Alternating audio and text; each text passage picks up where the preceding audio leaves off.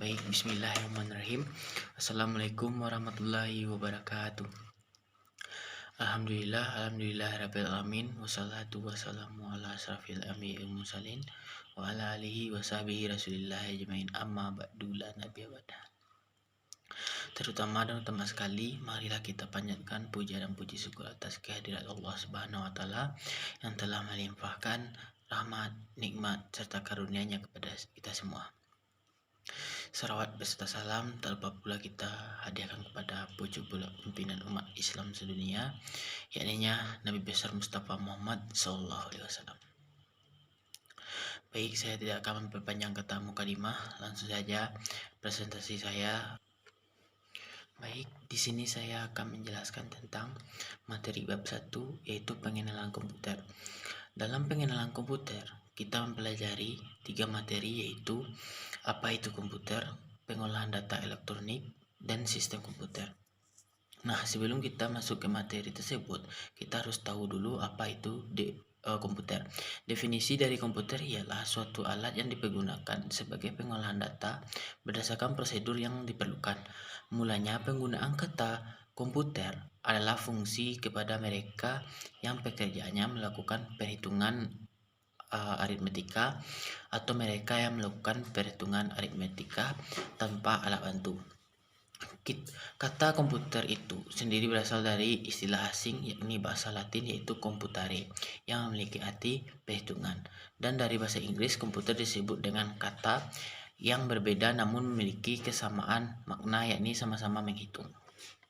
Komputer dapat kita artikan sebagai alat elektronik, bisa menerima input data, bisa mengolah data, bisa memberikan suatu informasi, menggunakan program yang ada pada memori komputer, bisa melakukan menyimpan program dan hasil proses pengolahan, bekerja dengan otomatis.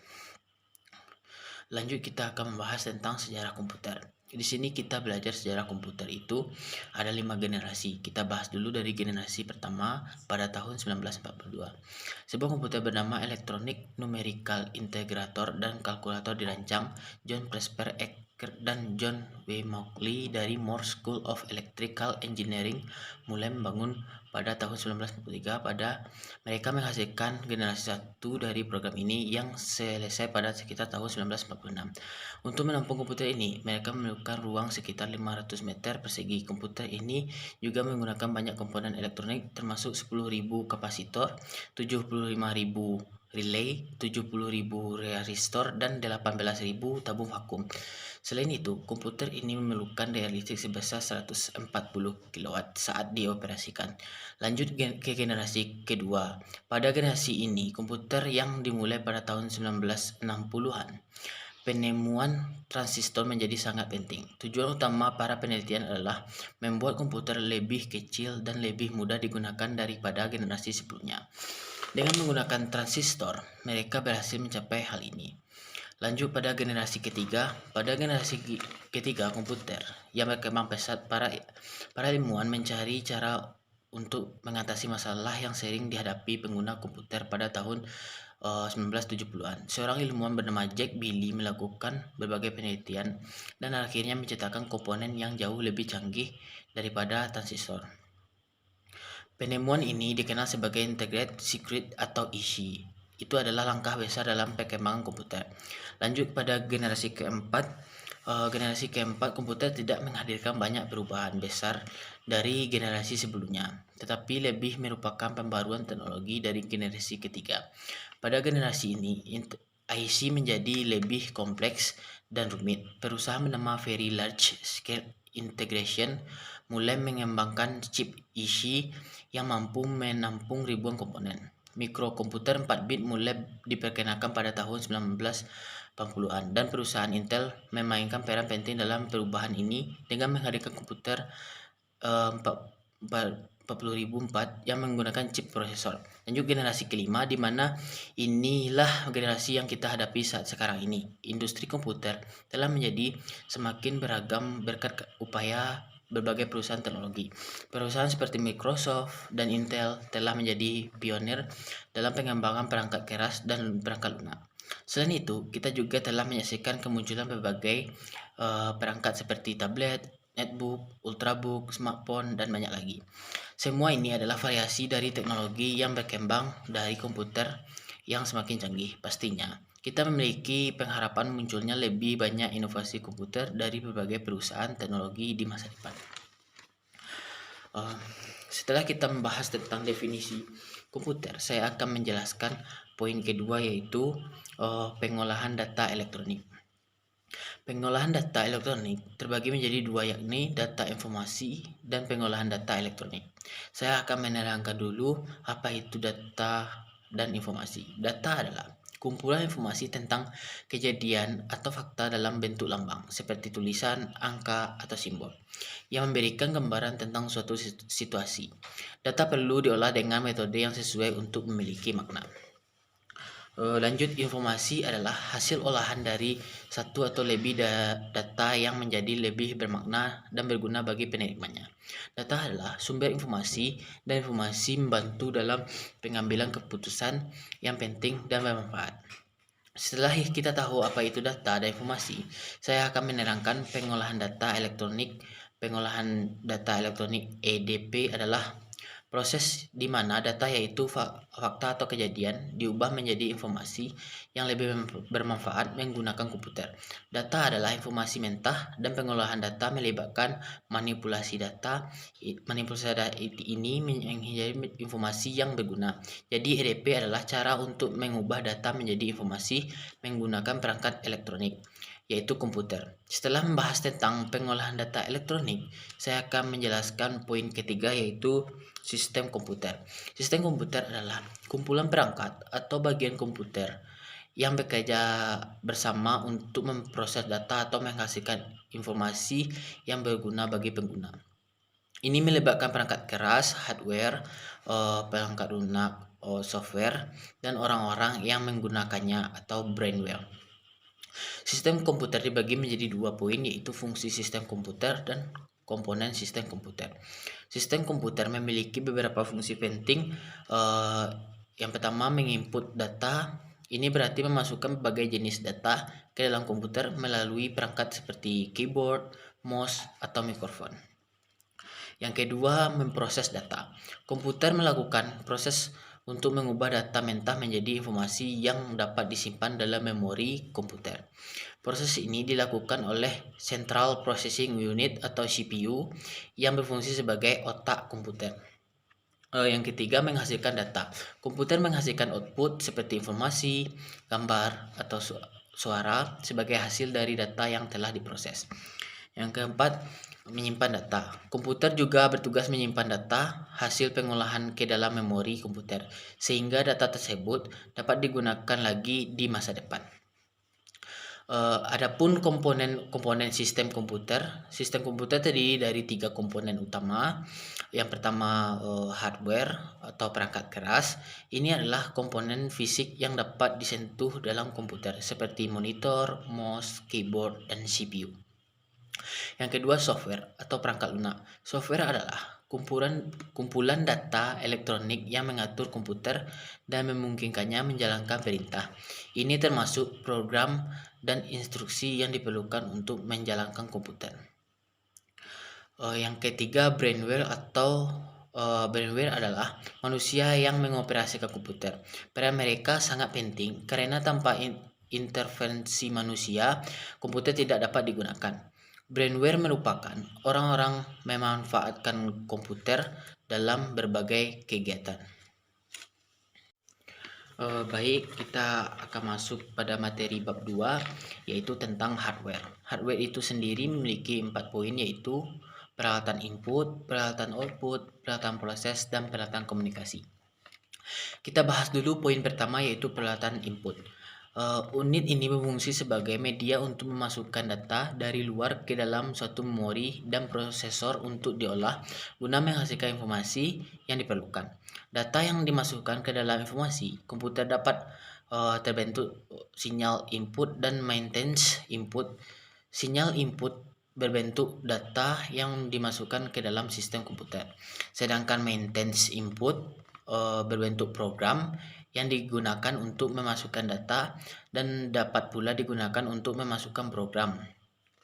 Contohnya saja adalah keyboard, mouse, scanner, joystick, touchscreen, mikrofon, dan lain sebagainya. Lanjut ke poin kedua, yaitu peralatan output. Output adalah unit menghasilkan suatu informasi atau sebuah data yang merupakan hasil dari pemrosesan pada sistem komputer. Data yang dihasilkan dapat berupa sebuah informasi, gambar, suara, atau video. Contohnya peralatan output adalah monitor, speaker, printer, proyektor. Lanjut poin yang ketiga, yaitu peralatan proses. Peralatan proses pada komputer adalah kumpulan dari beberapa hardware atau perangkat keras komputer yang saling berhubung satu sama lain, yang berfungsi untuk menerima input data dari peralatan input dan diproses menjadi sebuah informasi yang akan ditampilkan untuk pengguna komputer atau user. Adapun peralatan proses yang sering kita gunakan adalah sebagai berikut. Yang pertama, CPU atau Central Processing Unit adalah perangkat keras komputer yang memiliki tugas untuk menerima dan melaksanakan perintah dan data dari perangkat lunak. Yang kedua, ALU atau Arithmetic Logic Unit adalah bagian penting dari CPU yang bertanggung jawab untuk melaksanakan perhitungan matematika dan operasi logika berdasarkan instruksi yang diberikan. ALU dapat dibagi menjadi dua bagian, yaitu unit aritmatika dan unit logika boolean, masing-masing dengan tugasnya sendiri. Unit aritmatika digunakan untuk perhitungan matematika, terutama penjumlahan dan penggunaan sirkuit elektronik yang disebut adder. Ini bisa dianggap sebagai mesin bahasa CPU karena melakukan perhitungan sesuai instruksi program yang diberikan kepadanya. Yang ketiga, register. Register merupakan alat penyimpanan berukuran relatif kecil namun memiliki kecepatan akses cukup tinggi dengan fungsi untuk menyimpan data atau instruksi yang sedang diproses. Memori ini bersifat sementara, biasanya digunakan untuk menyimpan data saat sedang diolah maupun data untuk pengolahan selanjutnya. Yang keempat, VGA. VGA adalah perangkat keras komputer yang berfungsi untuk menghubungkan motherboard dengan monitor. VGA merupakan peralatan pemrosesan grafis, sehingga semakin bagus VGA pada komputer, maka semakin bagus pula gambar yang ditampilkan di layar monitor. Yang kelima, sound card. Sound card adalah perangkat keras pada komputer yang berfungsi untuk menerjemahkan data analog dan digital. Sound card digunakan untuk menghubungkan motherboard dengan peralatan input maupun output seperti suara, seperti speaker atau mikrofon. Nah, itulah dia peralatan proses pada komputer. Lanjut poin keempat, yaitu peralatan komunikasi. Peralatan komunikasi adalah semua media atau alat yang digunakan untuk menyebarkan atau menyampaikan informasi, baik itu informasi kepada satu orang saja atau kepada banyak orang. Alat komunikasi ini tidak hanya berfungsi untuk menyampaikan informasi saja, tetapi juga menghasilkan informasi. Adapun peralatan input yang sering kita gunakan, contohnya saja modem, hub network card, WAP, dan wireless modem. Baik, di sini saya akan langsung menjelaskan materi bab 3, yaitu software. Pada bab ini terdiri dari 2 poin, yaitu yang pertama software sistem operasi dan yang kedua perangkat lunak bahasa pemrograman. Saya akan menjelaskan dulu definisi dari software sistem operasi. Pengertian dari sistem operasi adalah perangkat lunak sistem yang mengatur sumber daya dari perangkat keras, hardware, dan perangkat lunak software, serta sebagai jurik daemon untuk program komputer. Tanpa sistem operasi, penggunaan tidak dapat menjalankan program aplikasi pada komputer mereka kecuali program booting. Sistem operasi mempunyai penjadwalan yang sistematis mencakup perhitungan, penggunaan memori, pemrosesan data, penyimpanan data, dan sumber data lainnya. Fungsi dasar sistem operasi dapat dipandang sebagai sebuah antarmuka antara user dengan perangkat keras sistem. Sistem operasi akan menyediakan suatu lingkungan yang nyaman bagi user, sehingga user tidak perlu tahu apa sebenarnya yang terjadi pada operasi perangkat keras. Suatu operasi yang biasa digunakan pada komputer IBM PC adalah MS-DOS. Sistem operasi lain yang banyak digunakan adalah Windows, Unix, Linux, dan Mac OS. Secara umum, fungsi dasar dari sistem operasi adalah sebagai berikut. Pertama, fungsi sistem operasi sebagai koordinator Yang kedua, fungsi sistem operasi sebagai pengawal. Yang ketiga, fungsi sistem operasi sebagai penjaga gerbang. Fungsi sistem operasi sebagai pengoptimalan. Yang kelima, fungsi sistem operasi sebagai akuntan. Yang keenam, fungsi sistem operasi sebagai server. Tugas-tugas sistem operasi. Sistem operasi komputer memiliki beberapa tugas yang harus dilakukannya, yaitu yang pertama, memberikan berbagai informasi, di mana informasi tersebut memiliki keterkaitan dengan hardware, yaitu bisa berupa mengendalikan perangkat input atau output dan perangkat yang aktif dan juga pasif. Yang B, melaksanakan bermacam-macam tugas untuk pengolahan serta pengendalian terhadap sumber daya yang terdapat pada sebuah proses, yaitu yang pertama, multiprocessing. Multiprosesing merupakan pemrosesan dan penggunaan satu program secara serentak lebih dari satu CPU. Yang kedua, time sharing. Time sharing merupakan pemakaian suatu sistem komputer yang sama dipakai pada banyak pengguna. Yang ketiga, multi-threading. Multi-threading merupakan melakukan proses aktivitas pada bentuk yang sama dengan sebuah multitasking, namun pada sebuah aplikasi yang tunggal. Yang keempat, network dan scalability merupakan suatu upaya komputer dalam pengendalian dan juga meningkatkan kewaspadaan serta keamanan jumlah pengguna serta juga memperluas layanan. Yang kelima, multitasking. Multitasking merupakan melakukan berbagai macam tugas secara serentak pada aplikasi yang berbeda maupun yang sama. Lanjut, poin C, direktur dalam dan penggunaan profile dengan memastikan seluruh file tersedia apabila diperlukan yang tersedia pada penyimpanan sekunder serta mengamankannya dari pengguna yang tidak memiliki akses. Poin D, menyediakan berbagai user interface atau antarmuka atau yang berupa antarmuka unit grafik atau lebih dikenal GUI. Yang kedua, menu dan juga kombinasi icon untuk melakukan serta juga menerima instruksi. Yang ketiga, melakukan instruksi. Dan yang keempat, bisa mengarahkan menu. Poin ketiga yaitu layanan sistem operasi. Seluruh sistem operasi yang baik diharuskan mempunyai layanan berupa operasi input-output, eksekusi program, deteksi kesalahan, komunikasi, dan juga manipulasi sistem file. Dan dalam pemakaian secara multi-user system bisa dapat lebih menguntungkan dikarenakan bisa efisien karena pemakaian sumber daya yang sama antar pengguna atau dengan yang lainnya. Fungsi lain dari layanan bersama yang sudah disebutkan di atas, sistem operasi juga menyediakan efisiensi kepada user seperti proteksi, yaitu memberikan jaminan hak akses ke sumber daya yang dikendalikan, yang memiliki arti bahwa akses user tersebut ke sistem dapat menjadi terkendali. Yang B, accounting, yaitu melakukan perekaman terhadap seluruh kegiatan user dan juga apa saja yang dapat dilakukan user dalam pemakaian sumber daya. Yang ketiga, resource allocator, yaitu melakukan alokasi terhadap sumber daya kepada beberapa user atau pekerjaan yang tengah berjalan pada saat bersamaan. Yang keempat, komponen sistem operasi. Terdapat 3 elemen dasar yang dapat membangun suatu perencanaan sebuah sistem operasi pada umumnya. Komponen tersebut bisa disebut juga dengan modular. Hal itu dikarenakan ia mempunyai fungsi yang berbeda dan bisa dikembangkan dengan cara terpisah.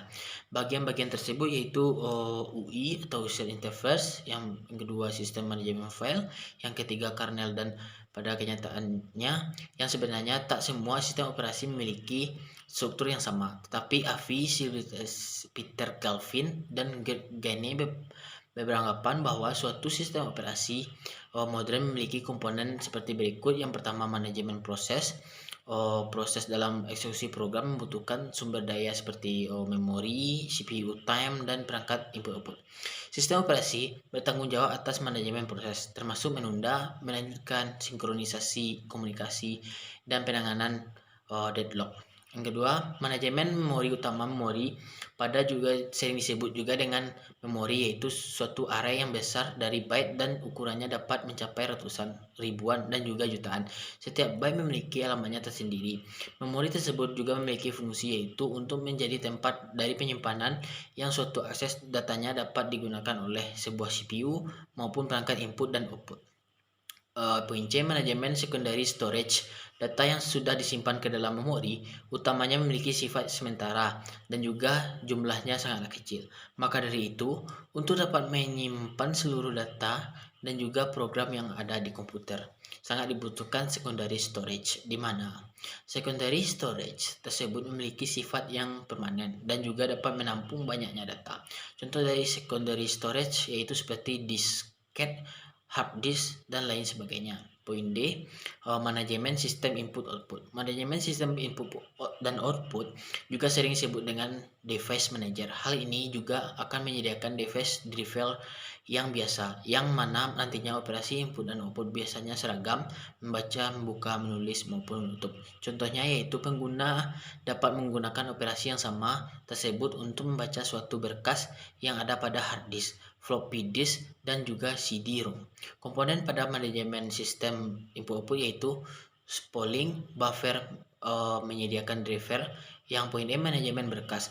Berkas merupakan sekumpulan informasi yang berhubungan sesuai pada tujuan pembuatan berkas tersebut. Berkas juga bisa mempunyai struktur yang memiliki sifat hierarkis dan juga sistem operasi dapat bertanggung jawab pada hal di bawah ini. Yang pertama, pembuatan dan juga penghapusan suatu direktori. Yang kedua, dapat memetakan berkas ke dalam secondary storage. Yang ketiga, pembuatan dan juga penghapusan suatu berkas. Yang keempat, dapat membackup berkas ke dalam media penyimpanan yang non volatile. Yang kelima, dapat mendukung manipulasi suatu direktori dan juga berkas.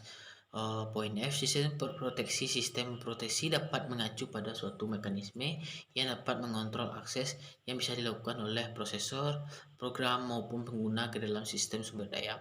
Tetapi mekanisme proteksi juga wajib untuk dapat menentukan kontrol yang akan dilakukan, dapat menyediakan sarana penegakan pelaksanaan, dapat membedakan antara pengguna yang telah diberikan izin dan juga yang belum. Poin G, jaringan adalah suatu sistem yang terdistribusi, merupakan kumpulan dari prosesor yang tak dapat berbagi dengan clock maupun memori. Setiap prosesor memiliki memorinya sendiri.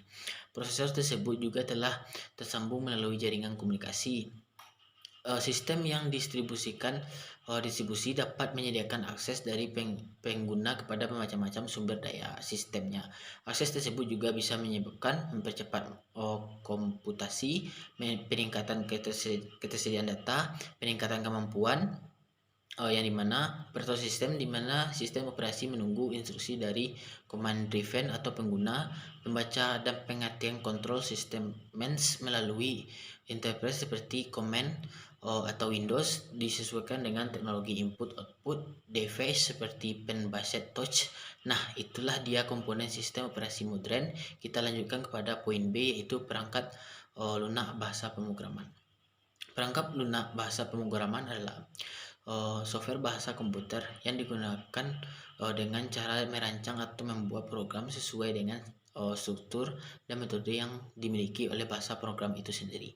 Nah, selanjutnya dalam perangkat lunak bahasa pemrograman ada 3 poin yang akan saya jelaskan. Yang pertama, tingkat bahasa pemrograman. Menurut tingkatannya, bahasa pemrograman dibagi menjadi 3 tingkatan, yaitu bahasa pemrograman tingkat rendah, low level language. Yang B, bahasa pemrograman tingkat menengah, middle level language.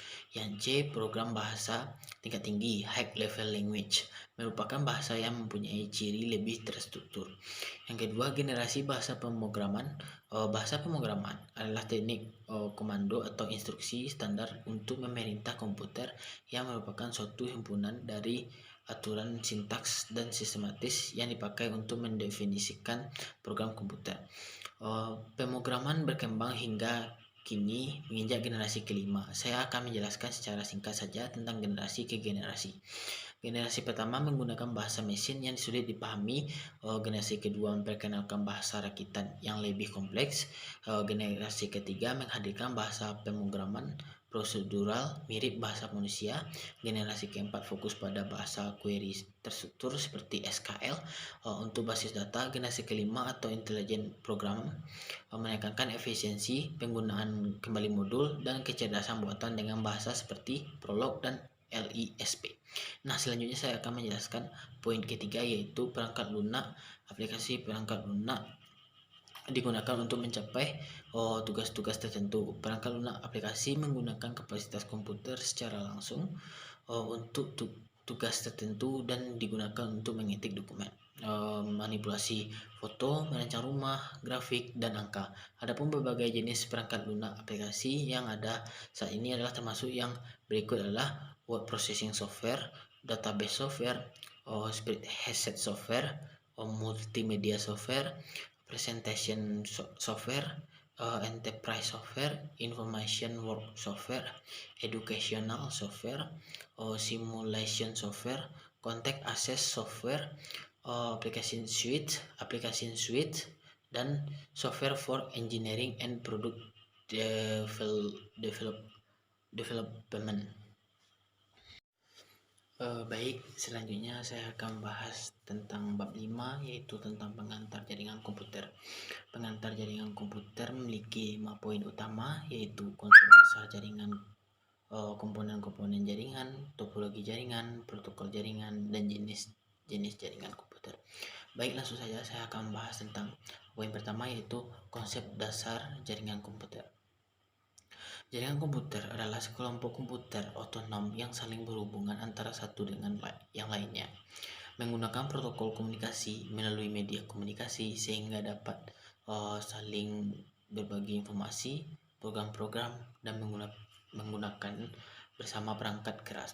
Suatu jaringan komputer dibangun untuk membawa informasi secara tepat dan tanpa adanya kesalahan dari sisi pengirim atau transmitter menuju ke sisi penerima atau receiver melalui media komunikasi. Lanjut pada poin kedua, yaitu komponen jaringan. Suatu jaringan tersusun dari beberapa elemen dasar yang meliputi komponen hardware dan software, yaitu komponen hardware, personal komputer atau PC, network interface card atau NIC, kabel topologi jaringan. Dan kedua, komponen software, sistem operasi jaringan, network adapter driver, dan protokol jaringan. Lanjut pada poin ketiga, yaitu topologi jaringan. Topologi jaringan adalah suatu cara untuk membuat sejumlah komputer saling berhubungan satu sama lain, baik menggunakan kabel maupun nirkabel. Berikut adalah macam-macam topologi jaringan. Yang pertama, topologi bus. Topologi ini adalah topologi yang pertama kali digunakan untuk menghubungkan komputer. Yang kedua, topologi ring. Ini adalah metode topologi jaringan yang banyak digunakan di perusahaan.